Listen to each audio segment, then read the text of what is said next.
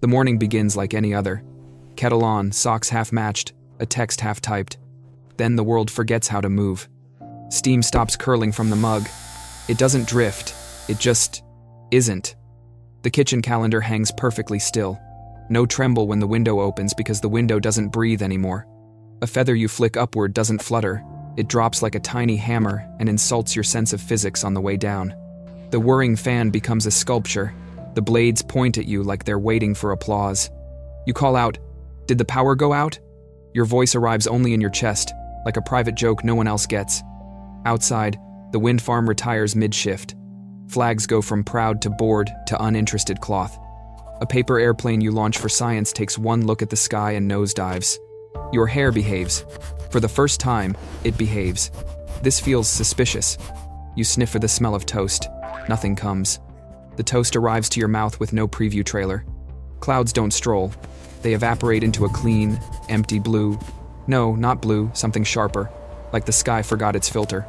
Birds flap with perfect form and terrible results, landing in puzzled heaps, like athletes on a frictionless treadmill. The door you slam makes no sound. Your footsteps don't either. You've never met silence with this much confidence. You check the weather app. It offers clear, forever. You do not feel reassured. Your lungs pull, your chest moves, but the world doesn't answer back. Something invisible that always said yes has stopped replying. So, where did the air go?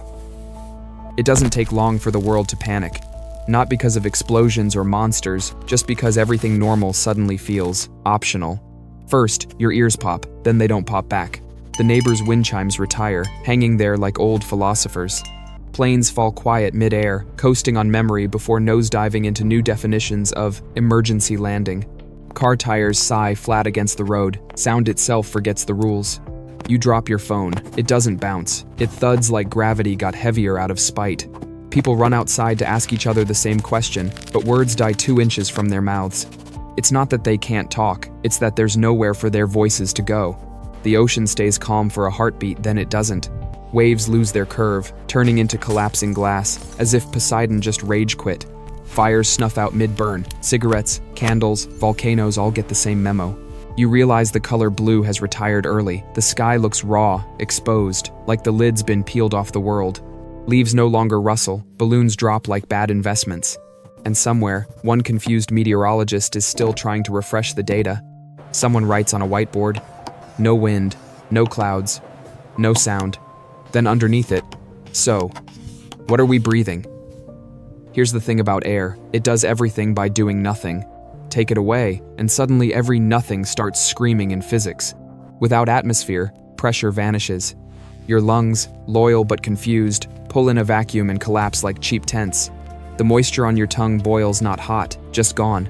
Sweat turns to steam that can't escape. Your tears decide to evaporate before you can even panic. The birds, they fall not gracefully, just mathematically. No air means no lift, no wings, no point. Helicopters are now sculptures. Sound waves, dead. A scream becomes a silent face, a movie on mute. Temperature swings like a mood swing in space.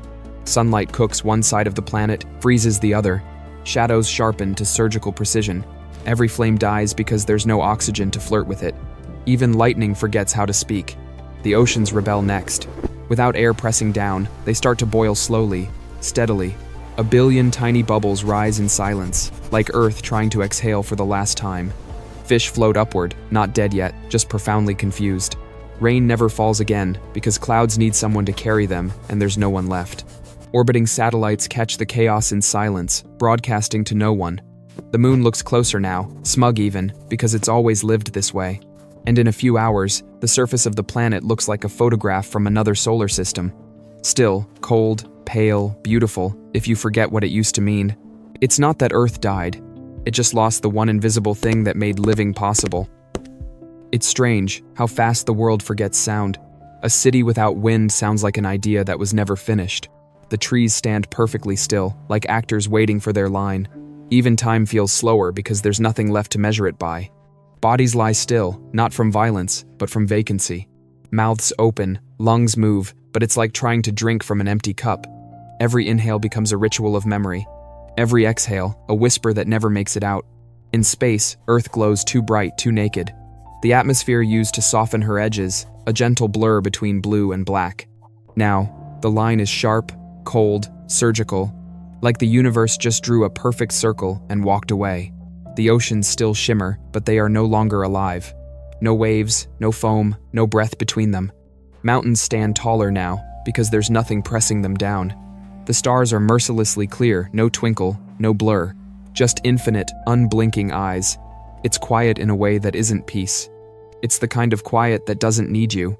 And for a brief moment, before the last traces of life freeze or boil away, the planet looks calm, serene, almost holy, like a museum exhibit of what home once looked like. If no one is left to name it, does it still count as Earth? They used to say air was free. Turns out, it was the most expensive thing we ever owned. We just never saw the bill. Every breath had been a handshake with the planet, a quiet agreement between lungs and leaves, between the noise of life and the silence of everything else. We broke that contract without even reading it.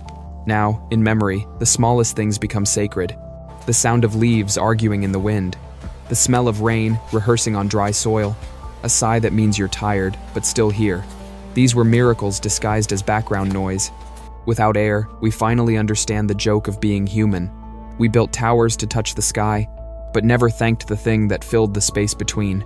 We always thought silence meant peace, but peace was never the absence of sound. It was the presence of something breathing beside us. Maybe the lesson wasn't survival. Maybe it was humility. Because in the end, everything we built, burned, loved, or lost was held together by nothing more than a whisper. And now that whisper is gone, we finally hear what existence always meant to say. Life was never loud. It was just beautifully, impossibly brief. The kettle on the counter still waits. The feather never finished falling. The world remains mid-breath, frozen between inhale and exhale. Once, air filled every gap between us. Between words, between hearts, between seconds.